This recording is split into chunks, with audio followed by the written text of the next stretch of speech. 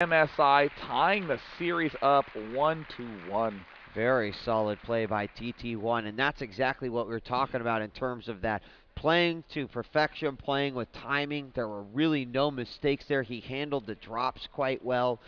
He didn't really panic or send too many units back there. He reinforced when he needed to, and a very, very great game there by TT1. We're now tied 1 apiece in the winner bracket final, and it's just like you can get rid of those games and just say, okay, whoever wins the next one, It's a best of one. yeah, it's the best of one now. It's just like a regular old ladder match for several $1,000s.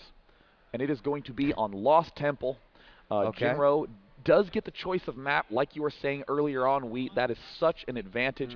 If you can get that first win, you do get to choose what the final map will be.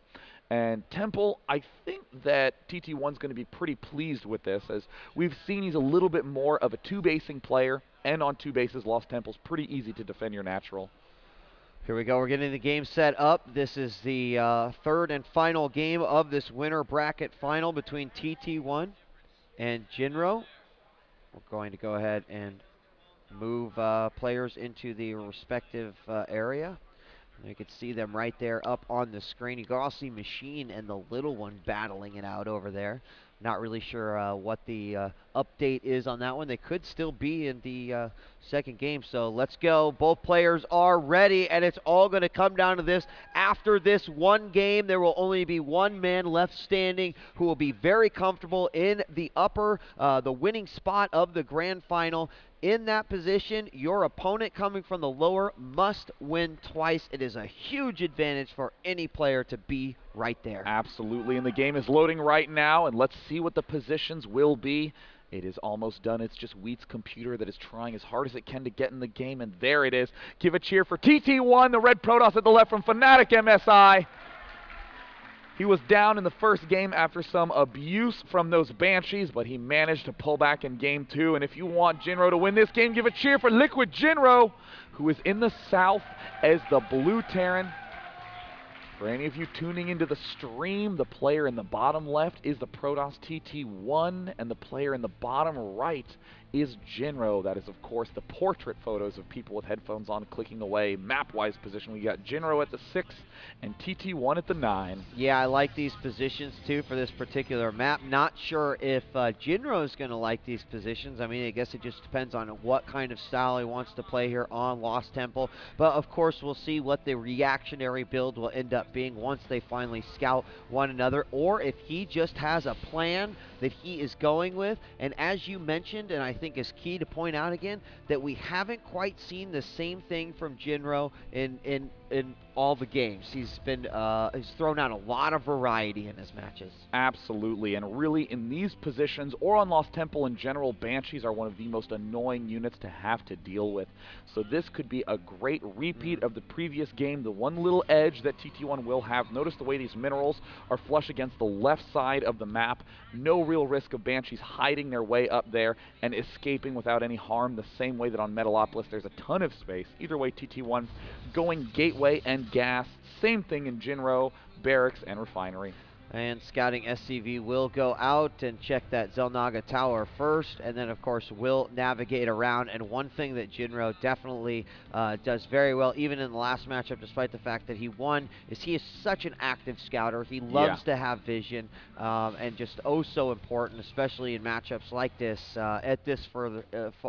this far into the tournament. This probe is going to go up here for TT1 and make their way in, so eventually they will meet each other, get a good idea where the locations are, and then let the games begin. There's the Cybernetics core by TT1 planted flush against the backside of his base. Supply depot going down from Jinro, making sure that TT1 won't Nidus Worm in the back of his base, or of course do any sort of warp prisming. Potato, potato. We do have a second Marine coming out right now. Jinro looks like he's again going to be going for a little bit of a faster factory, or he could be doing the same tech lab opening.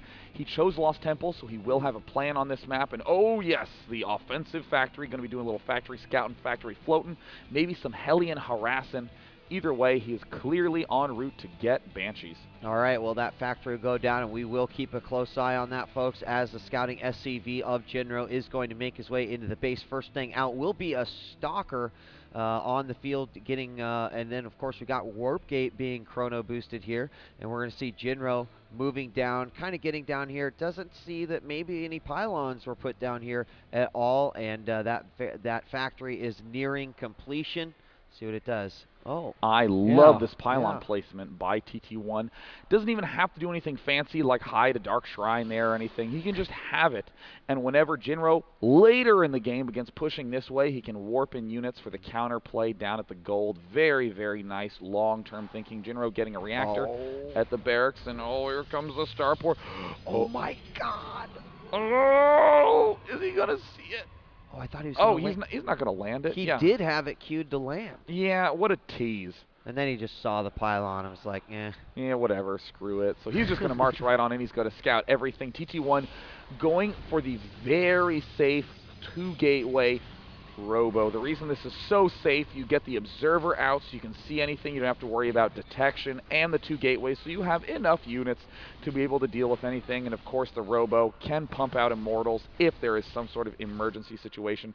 Is Jinro really, oh my gosh, like you were saying, look at how actively he's scouting. I know, yeah. He's all over the place, and he actually didn't see that pylon on his way in, but I'm suspecting that he might see it on the way out, and no, I don't think that he will. He just skirts out, and that just must be one of those things by TT1 where he knows that he could put it right there, and if you just kind of queue up moves there on a scout, it won't necessarily see it. Now, this is the first time in the history of the tournament, so I guess the first time in the last 3 days, that we haven't seen Jinro do a different build every match. He's returning back to the same build he did on Metalopolis, getting those extra Mariners out, getting the Raven to begin building up energy for point defense drone. Jinro not looking like he's going to be landing this on the high ground to be building tanks, as that would be king cheesy of him, but at the same time, look at TT1, how defensively he's positioning all of those Stalkers. Yeah, and TT1 does have an observer out on the field. It's going to give him a huge advantage. Doesn't want to see, but a Raven out here for Jinro, and they will get to do some damage here. And yes, they take out the floating eye. We do see the observer bulb pathetically rolling around on the grass. Very, very nice little snipe there. Very fast stim once again. Looks like, Jinro got another barracks. Wow, that is going to be a very aggressive opening. I mean, you have enough money for the barracks or for the expand, and it looks like Jinro is going all out, wants to get the push started as fast as possible, would expect him to get combat shield out of this so he can have a very nice timing, because look at this, the Robo Bay is half done. This is the curse of the Robo Bay. You are going to be vulnerable right as that first Colossus comes out, and that is right when Jinro's going to hit him. Yeah, we also have that first Banshee out with a second one in queue here for Jinro. He's making his way across the very short gap here on Lost Temple, considering that they are close positions. However, TT1 does have a good amount of units down here, 4 Stalkers and a Sentry. The Observer's back out as well, near the bottom of his base. So at best, he's going to try to come up here on the tree line. He will see this Robotics Bay, and he will probably take out a probe, maybe 2. And it looks like, getting another little nice snipe there. And he's going to the expansion that is undefended. One Stalker trying to warp in. Warps in so fast, but the Banshees kill things so fast that he's going to happily take some shots and retreat comfortably back. Now, in this particular situation, TT1 is probably thinking that a command center is going to be floating down here momentarily, but it looks like a lot of Marauders. Very smart swap, wants only Marauders against that Colossus. Yep, and no command center as of yet. In fact, we've got a lot more units coming out here for Jinro. We've got Stim nearing completion. Combat Shield is right behind it. That first Colossus is out, and a second one will be joining his Protoss brethren. Now, Jinro is going to have a relatively wide window to do this push, and the one thing that TT1 desperately needs is to get some sort of range upgrade started, because then he can do this big high ground abuse with the long range up there. But look at how many units are in the back, And oh, I think he's going to know TT1 is in the panic mode. And look at Jinro bringing a ton of SCVs as well. He's going to be having auto repair on. This is a very huge push for Jinro right now. Yeah, I like this composition. This will be very, very nice. He's going to move this factory back into position and check things out, see what we've got going on. A few photon cannons are actually warping in as well, but I think they are so far in. They are more for the Banshees, and here we go, a push that could be devastating. Oh, here he comes moving in. He does have the 2 Colossus, but there's the stim moving forward. Point defense drone. Oh no, there's almost no damage being dealt by those Stalkers. And look at how fast the Colossus falls. No units remain, just a handful of Stalkers, and Jinro obliterating with these Banshees and this infantry force. It looks like TT1 is trying to pick off the Banshees, but they're just killing things too fast, and the repair on the Banshees.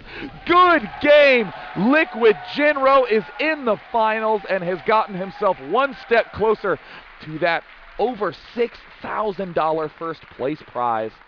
That was a really, really awesome push there by Jinro. Just as you mentioned, had exactly in mind what he wanted to do. Loved the repair on the Banshees. We saw the Stalkers just trying rapidly to take down the health of that, and of course they could not do it even in numbers of 4. That army literally was melted. Yeah, it's so hard for Colossi to be effective in small numbers without range.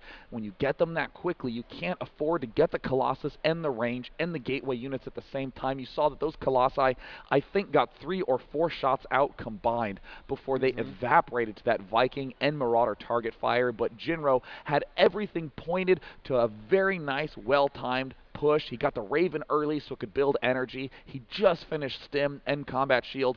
The 2 Vikings had just finished. Very well executed all in. We do have the now overall results of TLO versus Machine as well, although Machine did pick up the first game versus TLO. TLO did come back to win it 2-1. So that means that TLO is our 5th place player here at the MLG Dallas National Championship, and Machine will be the 6th place player.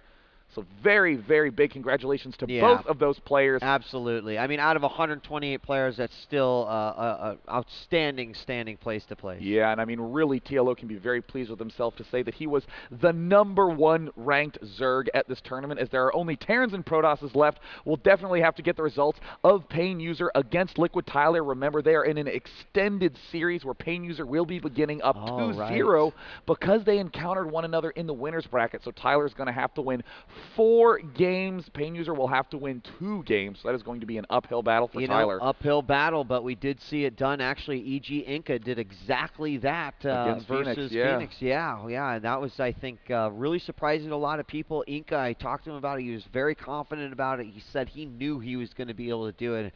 You know, some guys, they just see that impossible road ahead of them, and that just motivates them even more. Inca, exactly that guy. Absolutely. So now what this means is that in the lower bracket for the first time is TT1, who was inches away from winning and going to the grand final. Whoever climbs through the lower bracket will be facing LiquidJinro in the final, where LiquidJinro will have the huge advantage of having to only win 1 best-of-3 or win 1 extended series. And in the lower bracket, we have Pain User, Tyler, and of course TT1. Yeah, still some incredible talent left here, Day, and the matches even, all weekend have been phenomenal, but what a showing that we've seen out of several of these players here. Of course, in the losers bracket, we saw some great matches. I've still got to go back, check out like the Kiwi versus Rhett matchup. Because, what happens in your head when you hear those results, obviously much different than what may have happened in the game. And then we just had, if you've just joined us, Jinro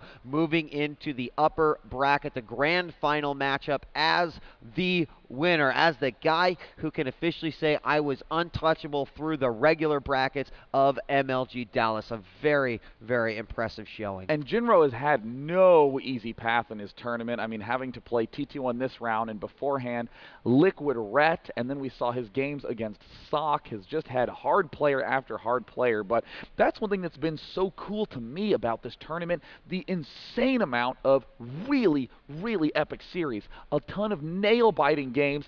Really good players like Sen and QXC and Idra being knocked out relatively early on. You get players like In Control and Nazgul and Select not making it to the top 12, but still progressing pretty far. And we still have more insane matches to come here at MLG Dallas in 2010. I am Day9. And I'm DJ Wheat. Don't go away. The action will continue when we come back.